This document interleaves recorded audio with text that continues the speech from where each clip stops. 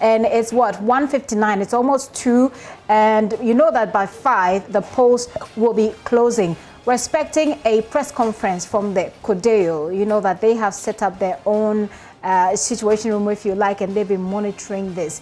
They are holding a press conference on what they have gathered so far with the ongoing elections, and we'll be taking you right there. Kwekwo Usupepra is with Mausi Dumenu, who is a floor manager at the monitoring room from the Kofi Annan International Peacekeeping Training Center. I'm going to take you there. Let's take a look at what CODEO has gathered so far.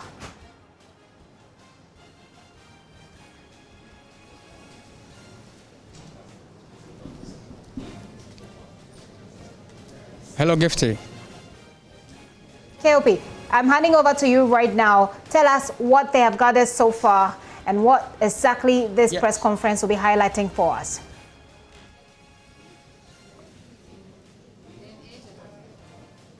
Okay, so very soon we'll be going into the press conference, which would tell us how voting started this morning, and if there have been incidents, and whether the setup issues at the different polling stations have gone well or not.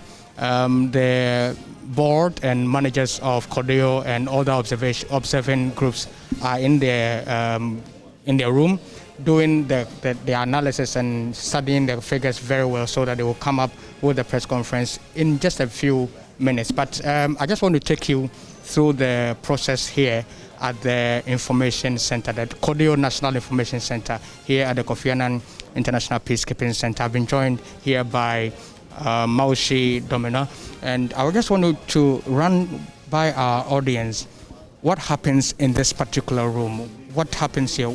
It's been tough this morning since I've been with you, but just let us understand how you do the operations here in this particular place. Okay, Kweku, thank you very much. This is CODEO's National Information Center, and this is a center where we collate or we collect all the data information from our observers who are on the field. So currently we have 4,000 observers who have been deployed to various polling stations that have been carefully sampled across all constituencies in the country. And so our observers, we have a system that we've developed, and so you can see our data entry clerks sitting behind these monitors, and our observers at certain specific times are supposed to send in reports about the polling processes. So far, we've been able to collect data on the arrival and then the setup of the polling station. And so at 7:30, observers were expected to send in information. And the data entry clerks here, their job is to follow up with observers that for some reason have not been able to submit their reports as at the time that we requested of them to do that. And so they would call these observers, and then based on information in the database, observers that have not been able to submit their information, it will be very clear in the system. And so the observers' details and their constituencies and then polling stations that they've been deployed are all in the system. And so they will call these observers and then find out from them the reasons why they've been not being able to send the information, and they will retrieve this information and then enter it into the system for us to get a fair sense of what is happening across all the polling stations where we've deployed our observers. Okay, right. So how do you monitor this output that is coming? I've seen these pie chart on the screens here. What does it mean to see the green, and what does it mean to see the red portions in it, and then the gray area? Okay, so let's go to the screen here before we come here. Okay, so on the screen here you could see our data entry clerk has been able to filter the information based on regions, and so the green is an indication that we have a complete information from that particular observer. Because you could see the observers' constituency, the region, and then the polling station. I can see Bia East, for instance. Yes. Okay. And so red is an indication that the information has not been submitted at all by the observer. Okay.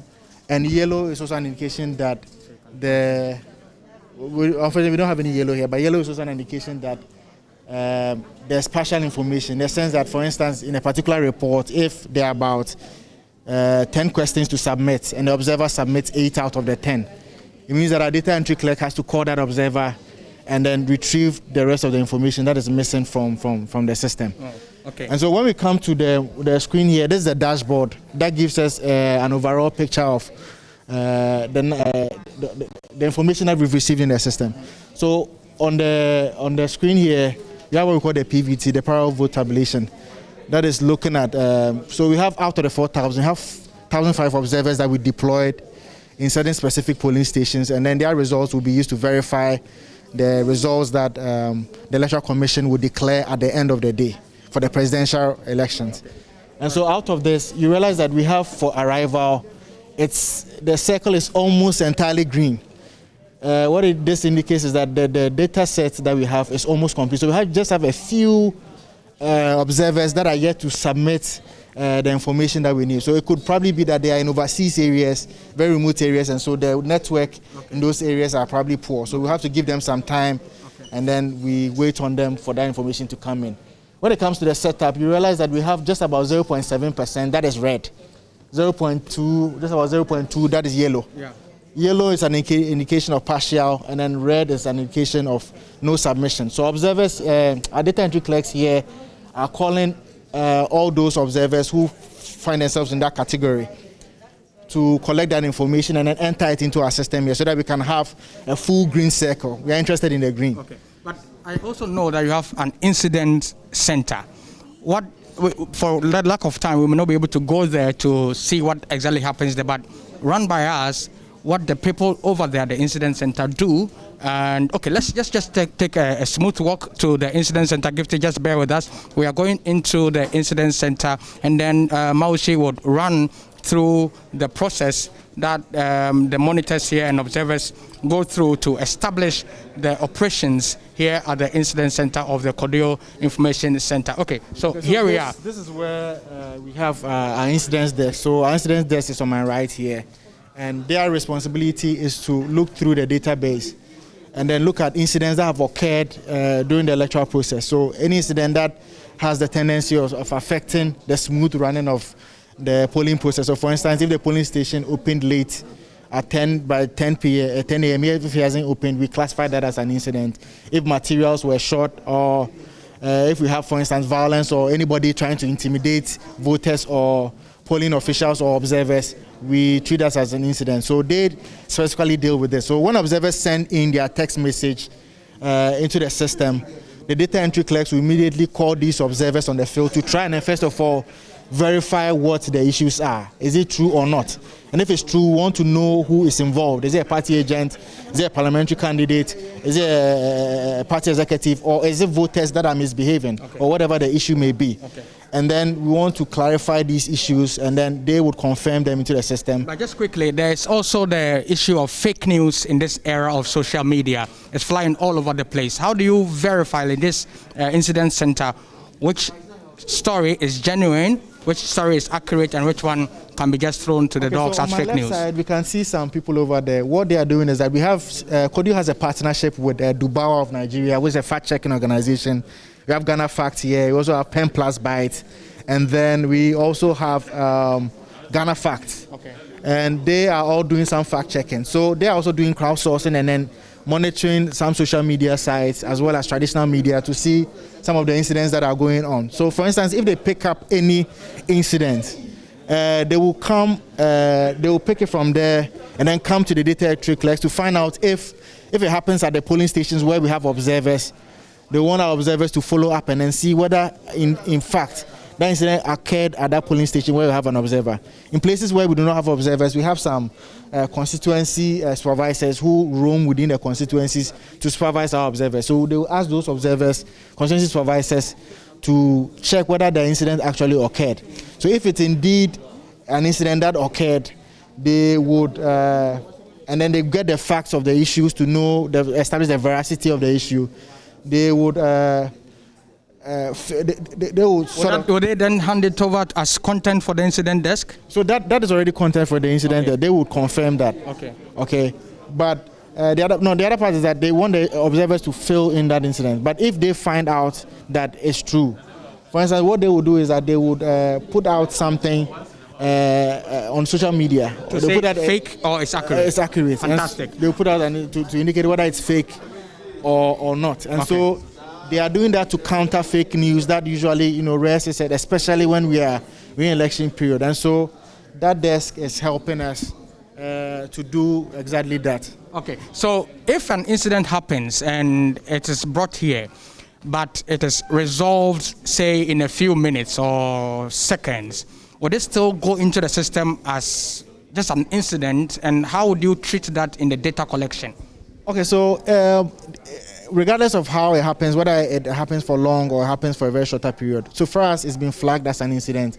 We treat it as such. But what our data entry clerks will do is that they will give us full details of what actually happened.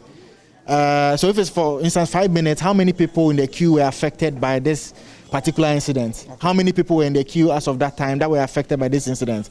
If it's for like 1 hour, voting was suspended for like 1 hour, how many people were affected by this? And then how many people were in the queue as of that time? So these are information that they would try and then verify. Okay. So. All right. Thank you so much, Mausi. Now I have seen the team of senior observers going into the conference room to have the press conference. So Gifty, we'll just hand it over to you. We move to the conference room for the press conference, and then later we'll have a few interviews to update our listeners and viewers about what is happening here at the CODEO National Information Center. Gifty, back to you. Quick also prepare there standing by for us at the CODEO Center there. You've seen the processes that they go through. We'll soon be joining them for the press conference. But I tell you what is happening on social media? That's where everybody is, and that's where everybody is monitoring your election headquarters. We want to take you there. But we'll introduce you as well to our situation room. That's where the action will be happening. George Addo Jr. and Gary L. Smith are standing by. George and Gary, very nice to see you out there. Take us through what's been happening on social media, if the internet hasn't broken yet. Well, the internet hasn't broken yet, and so I'm hoping that you can hear me clearly and you can see us also clearly. As you know, it's been a wall-to-wall coverage from us here at the election headquarters, and it's been great monitoring what's been going on television and online as well. But here in our situation room, it's essentially our engine room where we'll be collating, we'll be calculating and crunching your votes. But that has to be after 5 p.m. For now, though, we are monitoring what the sentiments are across the country. We have comments from people like the Deputy Minister of Education, Dr. Matthew Opoku-Prempeh, who is saying that the process has been smooth. Nana Akufo-Addo, the president, has also said that he's not surprised at all that things have been smooth as well. But what are you saying? And I'm here with George Addo Jr. to give us an idea of what you've said while some of the decision makers, the 12 presidential candidates and other people allied to them, have been casting their votes. And you know what, Gary, I can't wait to start speaking with those we have in the Situation Room. 4 years ago, I was in the Situation Room as we did so well to call the elections. And I know for all these lavishly pegged young men and women here, they will be really looking forward to contributing positively to what we have for all of you. And yeah, on the lighter side as well, we've got some special things to talk about. Yes. It's been interesting going out there. Some of you have been checking out some lovely ladies and all of that. We'll get into it. Now let's start with the president, President Akufo-Addo. Yeah, he did vote. And we'll go into some of the messages after that went through. So let's see what we've got there. Okay, yeah, that's right. So let's see what we got here. Now, this one says what? JM all the way is under. This post is under an Akufo-Addo post. And it says, JM all the way. Never will Ghanaians repeat the painful lessons. So be sure you are in your hometown, because remember the president voted in Chebi.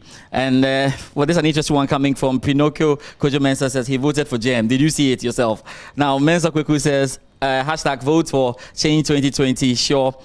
Too sure is better than Cocoa Farm. Remember, not again, like Accra. These are the messages that are coming in right under that for President Akufo-Addo. We also know that John Dramani Mahama voted up north.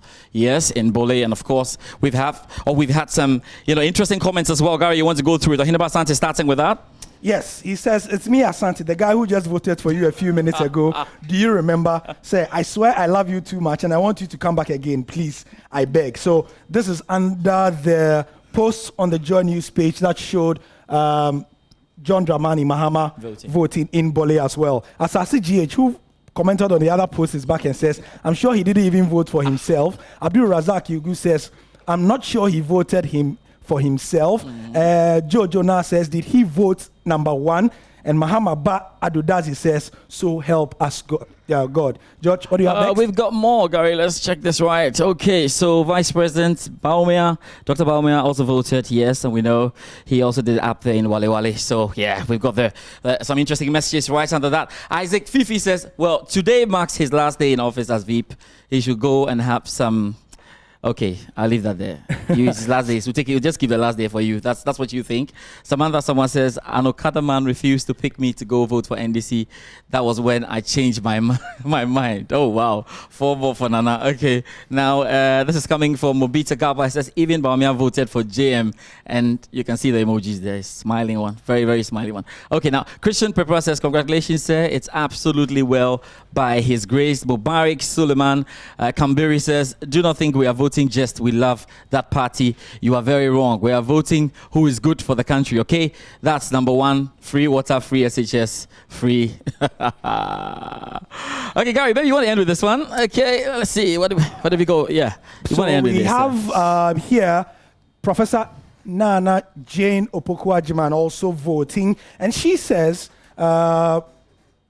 she was given an idea of what happened if you watched the video earlier and about how smoothly the process has run. Reaction coming from Rosemary Boating, who says, Mommy, good luck, victory awaits you, Vice President, in the mighty name of Jesus. Ibrahim Rashid says, we are the winner, JDM and JNOA all the way to Jubilee House by the grace, mercy, and blessings of Allah. Let's go on to Twitter. Oh, let's get to Twitter. What have we got there? Interesting messages. Yeah, interesting tweets as well. So earlier, we were asking where you are, what you are up to, whether you have voted, whether you are about to, and whether you have not bothered. And we've had interesting thoughts from many of you, sending us your thoughts from across the country. It's been mostly positive. George. Now, this is coming from Kobna Nyako, tweets at Bobby Nyako. I voted in Apam this morning. It was that peaceful and orderly. I came back to Accra within 1 hour, 30 minutes because Accra Cape Coast Road is free of traffic and no police checks because they're all busy with election security.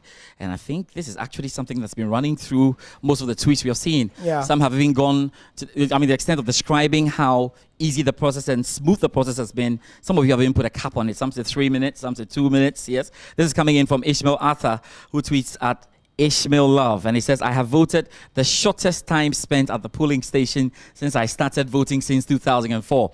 Interestingly, the polling station I voted was the only one with a queue of the 4 polling stations at the old Ashoman Lorry Station, Dome Kwabenya constituency. Okay, that's it. What more have we got? Okay, we've got Jamal Moore, and he says that I have voted in the whole West constituency, and so far the process has been smooth and peaceful. Okay, so just on the lighter side before we go, people are finding love at the voting centers. Yep. Ethel Kofi says, my housekeeper is going out to vote looking like she's going to look for her next husband in the queue. And in Quanten says, all these fine women did this hood. So clearly, people are going to vote for other reasons as well. We'll be back in the Situation Room with more. I mean, the last one, though. The last one. I mean, maybe not Gary, but George Addo Jr., certainly you should have voted. You know, since people are going there to do other things, we know the other things that you are capable of doing in queues like that. Thank you very, very much, guys. Don't sue me yet. George Addo Jr. and George Addo, and Gary Al Smith coming to you from our Situation Room. That's where the action will be happening. We'll be putting the figures together, crunching the figures together for you right there when it starts, trooping in. Right now, I do still have Dr. Ali Dusedu here, but we need to go to the CODEO press conference, which is starting right now. What have they found so far? Listen. Reports regarding the setup, the opening of polling stations, and few incidences received from 1,499 out of the 1,502 PBT observers, representing 99.8%, located in all 275 constituencies in the 16 regions of the country as at 1 p.m. today. Arrival at polling stations. Upon arrival, CODEO observers, 87.2%, met election officials present at their assigned polling stations. However, in 12.8% of polling stations, CODEO observers did not see election officials when they arrived.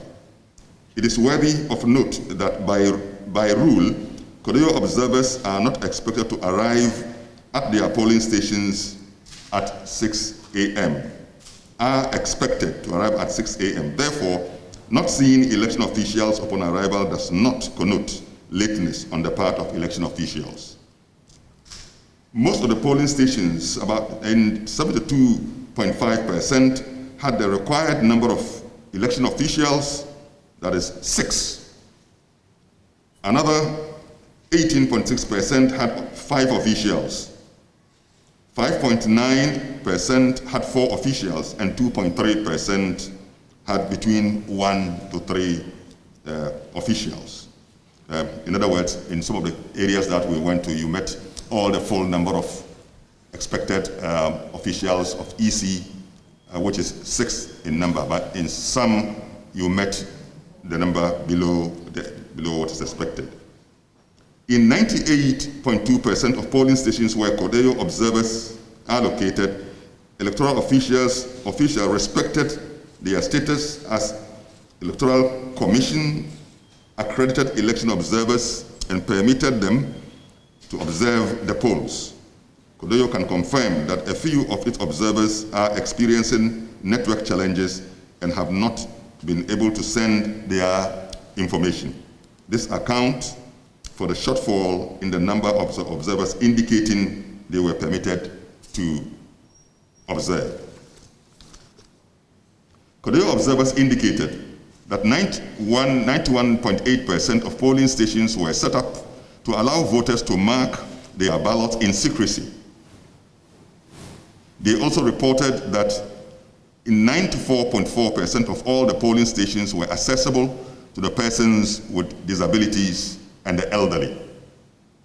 At the time of setup, CODEO observers reported seeing polling agents of the 2 main political parties present in almost all polling stations, that is MPP 99.6% and the NDC 99.1%. In 50% of the polling stations, none of the agents of the other parties and independent candidates were present. CODEO observers' reports show that 92.6% of the polling stations had the sensitive materials available, i.e., the ballot box, ballot papers, indelible ink, voting screen, validating ink, ink pad, endorsing ink, tactile ballots papers, etc. However, 6% of the polling stations were missing. In 6% of the polling stations, there were missing tactile ballot papers. In almost all the polling stations, that is 99.6%, CODEO observers reported that ballot booklets had serial numbers in numeric order. CODEO observers could confirm that in all polling stations, that 99.6%, the presidential and parliamentary ballot boxes were shown to be empty, sealed, and placed in public view before the commencement of voting. CODEO observers reported seeing stationed roaming and stationed security personnel in 85.3% of the polling stations. Only 14.7% of the polling stations were reported to be without security personnel. The police topped the list of security officials deployed for the election in 60%, and that is 60%, followed by the uniformed personnel from other security services, that is 24%, and the Ghana Armed Forces 6%, and the National Security 3%. CODEO observers' report show that security personnel were unarmed in 62.1% of the polling stations. Nearly a quarter of the polling stations, that is 23.2%, had armed security personnel. According to CODEO observers, 1% of polling stations had 3 biometric devices. In 84%, there were 2 biometric devices, 14% had 1 device, and 1% had none. Reports from CODEO observers show that voting generally commenced on time. By 7:15 a.m., over half of the polling stations, that is 65.5%, had opened. Another 29% opened between 7:16 and 8 a.m., adding up to the 94% opening by 8 a.m. The rest opened, that is 5.5%, opened after 8 a.m. CODEO observers found COVID-19 safety protocols in display in most polling stations, i.e. thermometer gun, 95%, hand washing facility, soap and water, 94%, hand sanitizers, representing 93%, and scanner swipes, 78%. Less than 1% of polling stations lacked these protocols. Reported incidents. A number of CODEO observers have reported some incidents relating to the process so far. Some of these incidents include non-compliance with the COVID-19 protocols, harassment of some voters and polling officials, and non-functioning of biometric verification devices. For example, at Mangwam polling station in the Lower Manya Krobo constituency in the Eastern region, supporters of the MPP and NDC were hanging around the polling station after voting, trying to convince voters to vote for their party. In addition, unofficial members were being allowed to the cordoned area to speak with EC officials, which halted the voting process for about 5 to 10 minutes. Apart from incidents submitted by CODEO observers, CODEO has taken steps to verify other incidents reported by our fact-checking collaborators, that is Dubawa, Ghana Fact Check, that the Pen Plus Bytes, and the Media Foundation for West Africa. Such incidents include the issuance of ballot papers with some candidates missing. This was confirmed in one polling station in Ewutu Twene in the Ewutu Senya West constituency, and the Alhaji Salam grinding mill polling stations in the Boko Central in the Upper East region. Conclusion. From the foregoing, CODEO in this preliminary situational report can confidently confirm that the arrangements put in place by the Electoral Commission for the setup and opening of polls were adequate for most polling stations. CODEO is continuing to receive reports from its network of nationally deployed observers and will continue to release updated reports. Finally, CODEO appeals to all Ghanaians to remain calm and be law-abiding throughout the country and continue to respect the COVID-19 safety protocols. Thank you.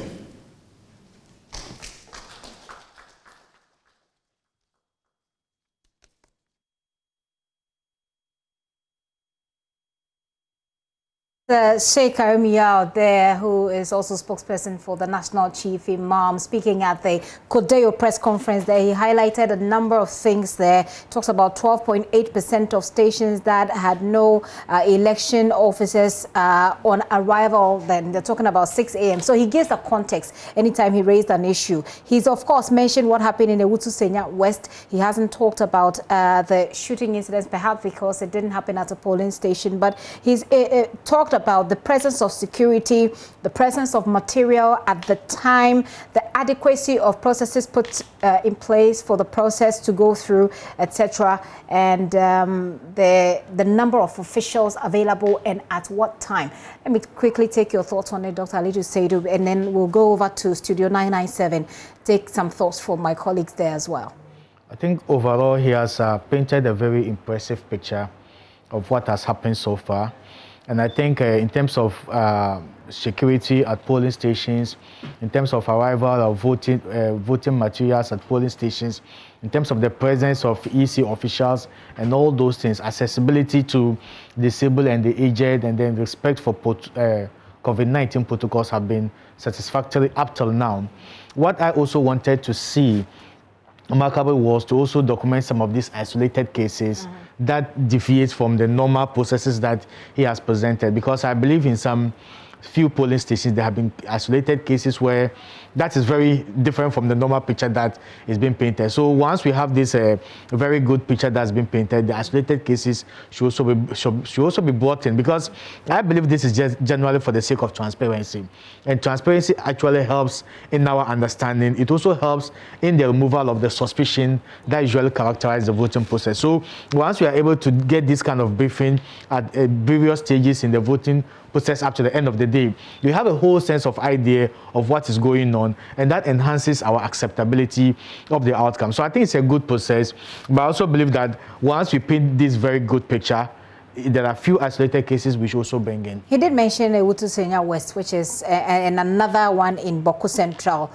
You know, a similar case of what happened in Ewutu Senya West, the ballot sheets not having the required pictures or the candidates, etc. So he's actually mentioned it. And of course, this is a process. So I think periodically they'll be updating the country on what they've gathered so far.